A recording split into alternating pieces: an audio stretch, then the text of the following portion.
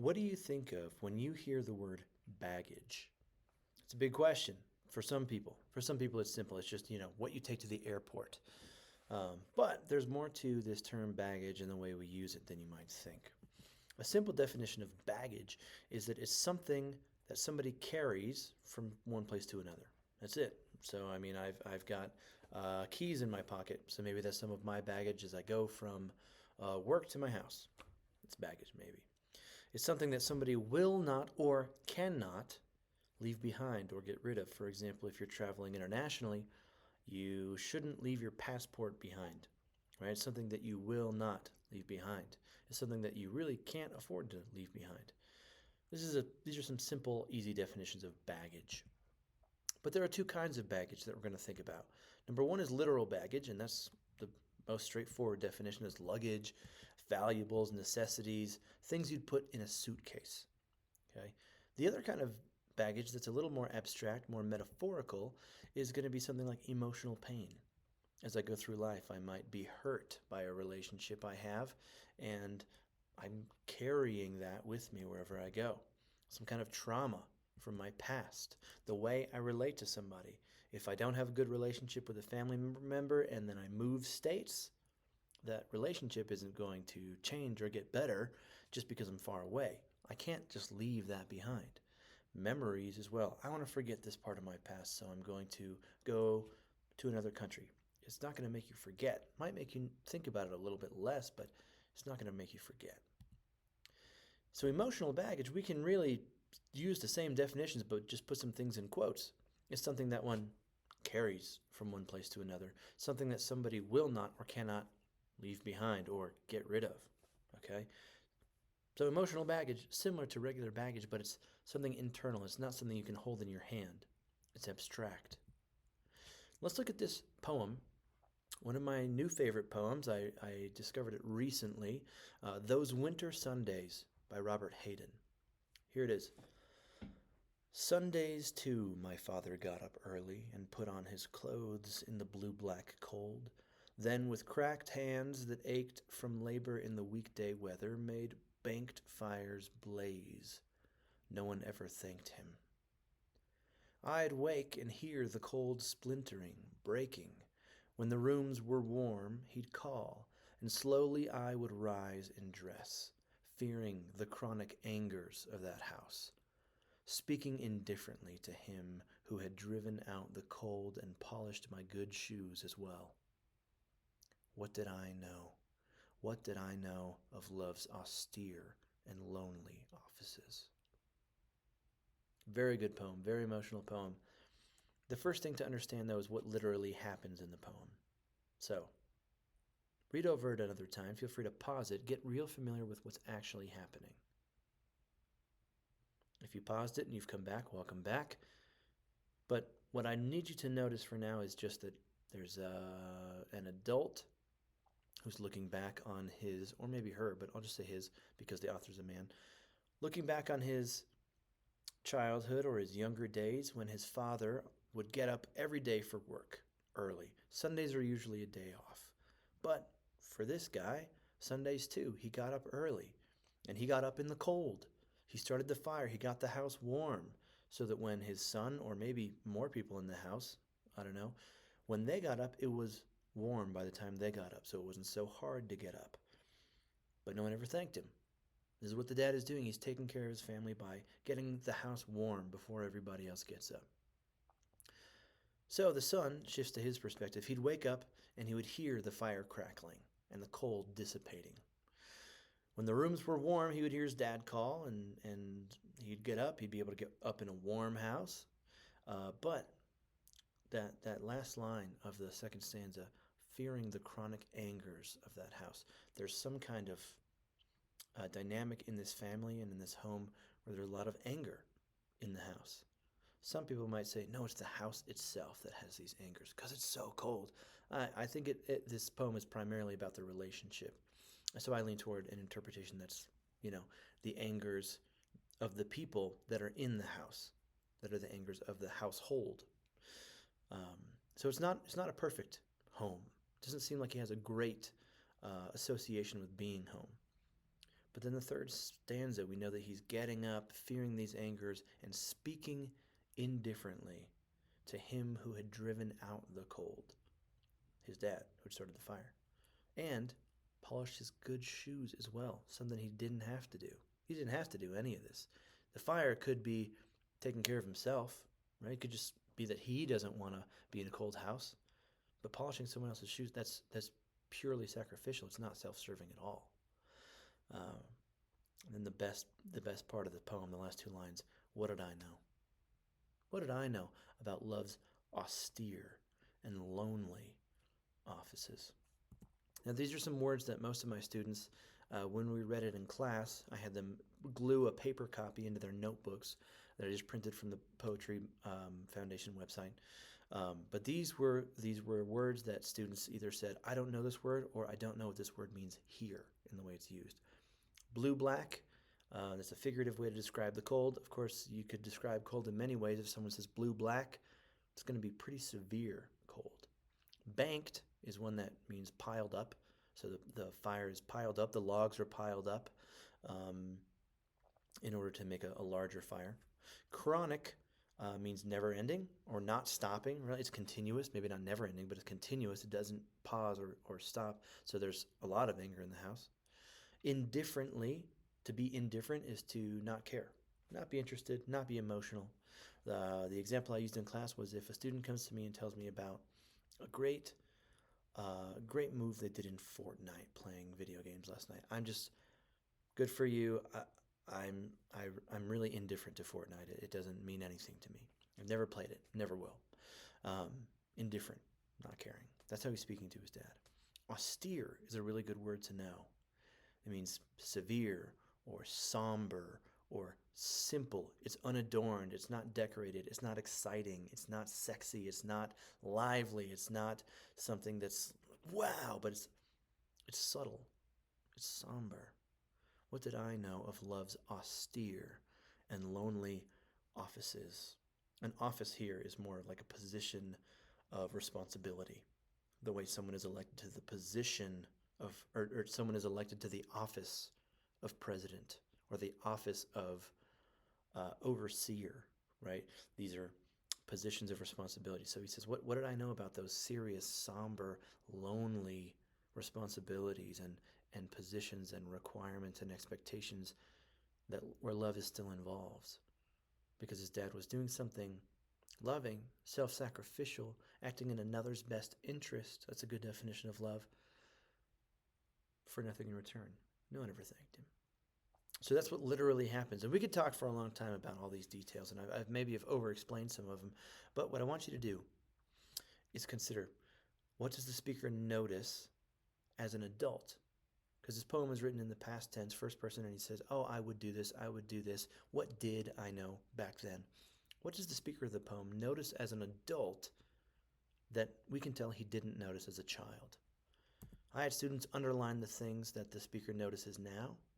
I'd recommend rewinding the video, looking at that poem, identifying some things that he's noticing now and noting them. You can either print off the poem and annotate it yourself, or just write these things down. Hopefully you paused it and went back, but after you've identified the things that the speaker notices, take each of those underlined things and next to it, write down what emotion the speaker is likely feeling as he's looking back on these Sunday mornings. Aim for 2 or 3, at least, maybe more, emotions that would come out of this kind of reflective remembering and connect each one of them to the line, right? We're annotating here. Feel free to pause the video and work on this. Once you've identified some emotions that are in the poem, just note that not all emotions become heavy baggage for later in life. It's not something that somebody can't put down. Some emotions might be, oh, when I remember these mornings, I have this feeling. But for others, it might be, when I go through every day of my life, I'm constantly feeling this, right? So identify the emotions, or pick one emotion that would be the most significant, the most heavy, the most weighty in the heart and soul of the speaker of the poem, instead of just a feeling when he maybe thinks about this particular memory. What's the heaviest, most sticky feeling that would stick with him over time. Pause the video and try and identify that.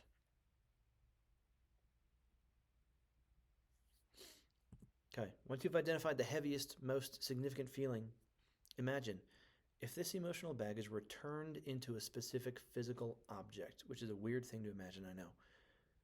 But if it was an object that the speaker literally carried with them, it's literal baggage, it's not a metaphor anymore, but an actual item they carried, what would it be?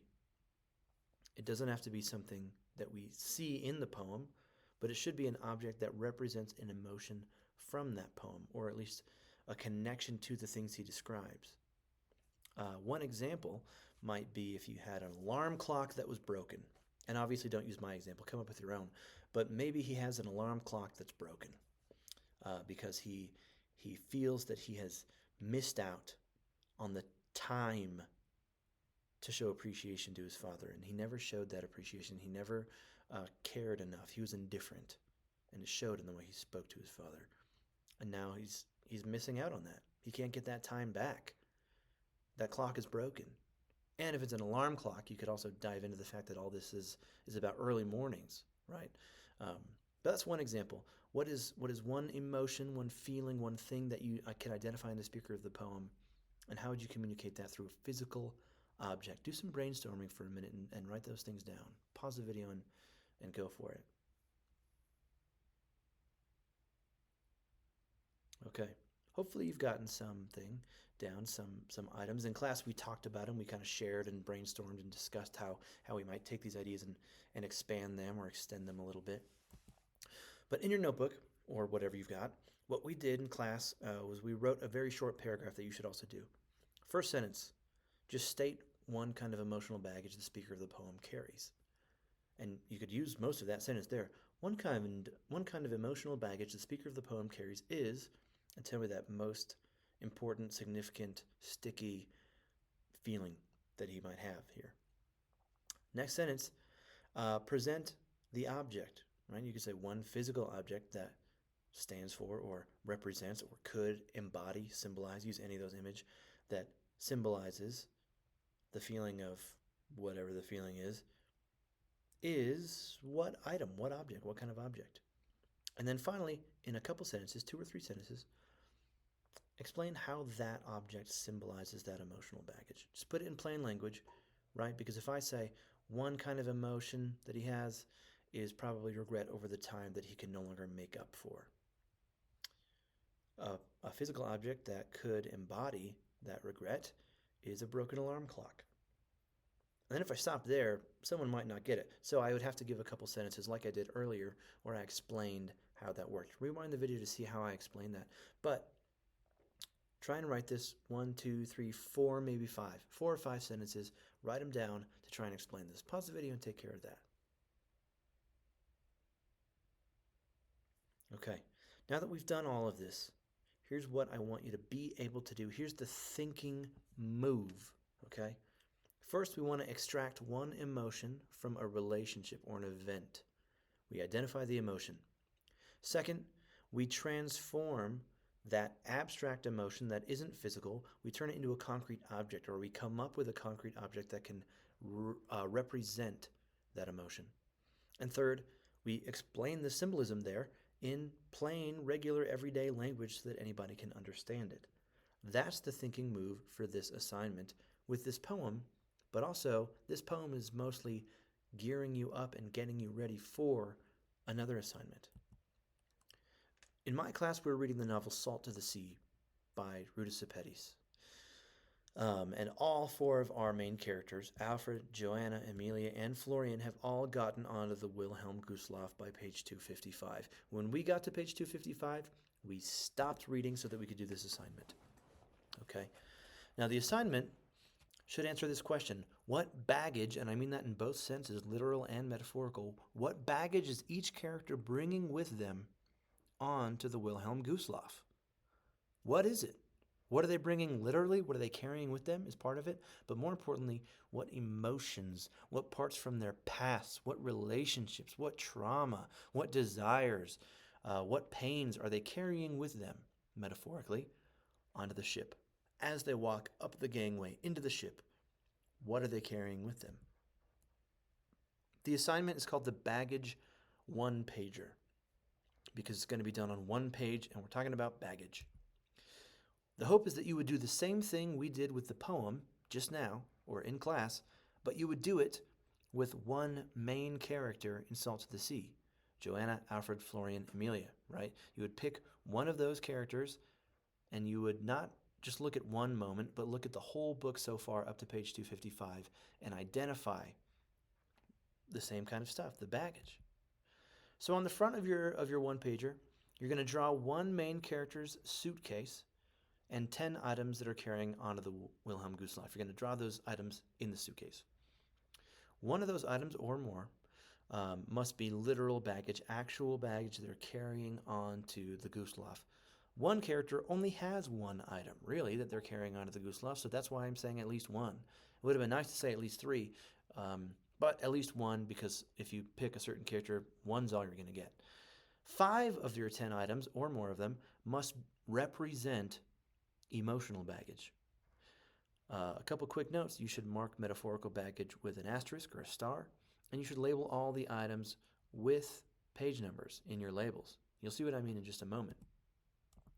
So, 1 literal piece of baggage, 5 metaphorical pieces of baggage, and the last 4 you get to pick. You could do 5 literal, 5 metaphorical. You could do, 8 and 2, 7 and 3, 6 and 4, 5 and 5, whatever. 9 and 1, sure. But these are the stipulations. Here's an example I made about Klaus, the wandering boy. Okay, if I can do this assignment for Klaus, and we know almost nothing about Klaus, but if I can do it for Klaus, you can definitely do it for a main character because we know a lot about the main characters, way more than we know about Klaus.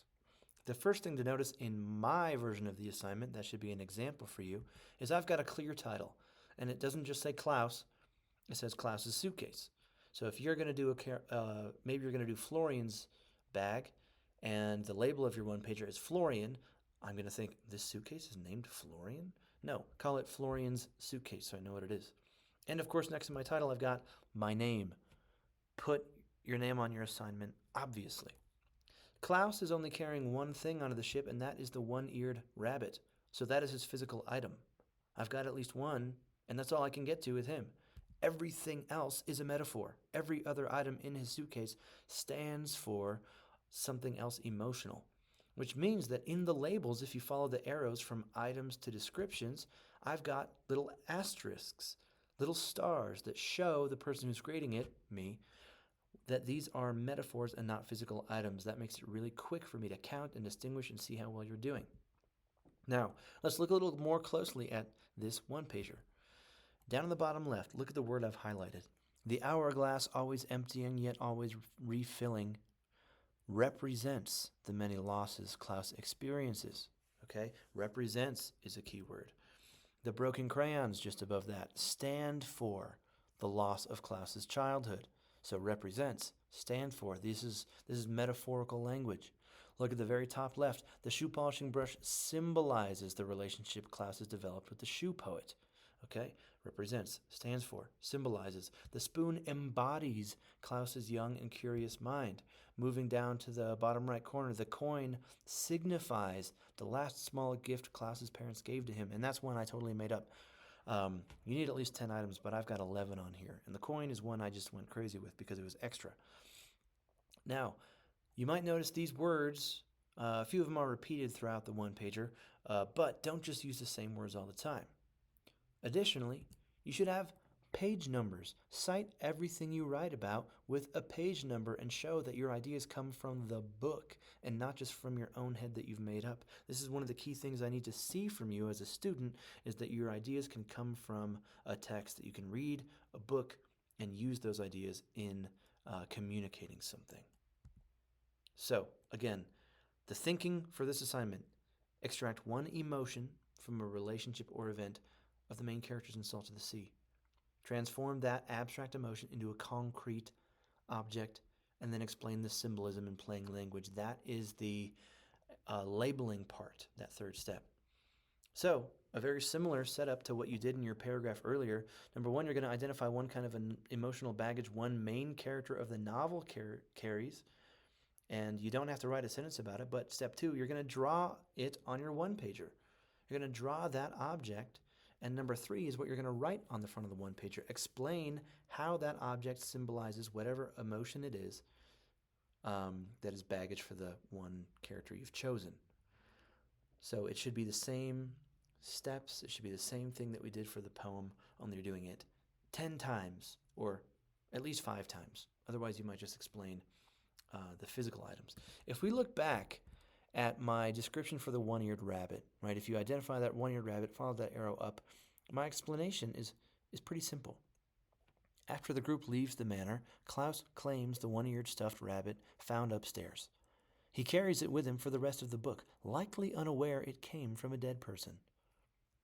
And that's the explanation. It's not super deep. It's not super interesting, honestly, but it's just explaining that this one physical item is something that Klaus is carrying. Okay. The other ones are more interesting. So if we look at let's do the hourglass. I'm really proud of that one. The hourglass on the bottom left side of the suitcase, arrow down to the bottom left side of the page, bottom left corner. The hourglass, misspelled, only one S, don't know how that happened. The hourglass, always emptying yet always filling, represents the many losses Klaus experiences. Parents, grandparents, home, and then new friends that he gains, like Ingrid or Eva.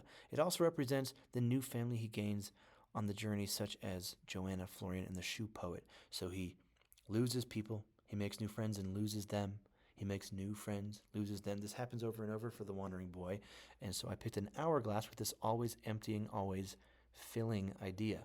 So you've got to kind of explain how the metaphor works for the metaphorical items. For the physical items, just tell me where it came from and how you know that it's in the book. And of course, cite your page numbers. So a quick recap, the baggage one pager. Draw the main character's suitcase, one main character's suitcase, one of the 4. Have 10 items in there, 1 literal, 5 metaphorical, and 4 that you choose, either literal or metaphorical. For the metaphors, use these kinds of words. Represents, signifies, stands for, symbolizes, signifies. Whoa, did I have signifies in there? That should have been, I can't, there's a 5th on my example now I'm realizing I suck. But anyways, each of these items should be labeled with 2 to 3 sentences of explanation, just like in my example. And each explanation should have a page number cited there that shows that your ideas actually came from the novel. It should be colored, and you shouldn't have any wasted space. Okay. Now some rules, some exceptions. No pictures are allowed. You're going to be doing drawings, but when I say no pictures, I mean if you're going to talk about Florian's relationship with his sister Annie, you're not going to have a picture of Annie in there because that doesn't represent the emotions he has. That represents her. That's literally an image that represents her and is portraying her. In short, it's just lazy thinking and it's not very creative, and I want you to be creative, and I want you to think hard about these things. So don't have pictures of people. Don't have shapes, like a student once tried to do a black hole inside of a suitcase to symbolize some emptiness someone is feeling, but I said that's never going to be in the suitcase. It doesn't make sense. They just drew a black circle. Another person drew a heart. A heart is just a shape. That's not a thing. So they erased it and drew an actual human heart, and they said this is Amelia's heart. I said she would be so dead if she put her human actual heart into her suitcase. So no body parts either, no shapes, nothing that wouldn't be in a suitcase. A sword wouldn't fit in a suitcase. A cane wouldn't fit in a suitcase. Florian would never put his boots into the suitcase. So don't put anyone's shoes into their bag because they're going to be wearing their shoes. And remember, Florian has a key and a map in his boot and not in his suitcase. So if you want to put those in his suitcase, you can't. But don't waste any space. Here's my face again. But here's the example. Notice how around Klaus's suitcase, my label, my title, I've got some bubbles I drew around him. I had some empty space to the right of the suitcase, so I wrote The Wandering Boy, because that's what he's called for the first several pages of the book, before we learned that his name is Klaus. I filled in the space that felt empty and wasted and awkward, so try and do the same. Anyways, I hope this is helpful. I know this is kind of a long video, but I hope this is helpful if you were absent or if you just want a refresher on what this assignment is, or if you're just looking for assignment ideas because you're teaching Salt to the Sea. Probably not that one. But let me know if you have questions. Let me know if you're struggling to do this assignment. Let me know what you think of the poem. I love this poem. It's one of my new favorites. Anyways, I'll see you soon.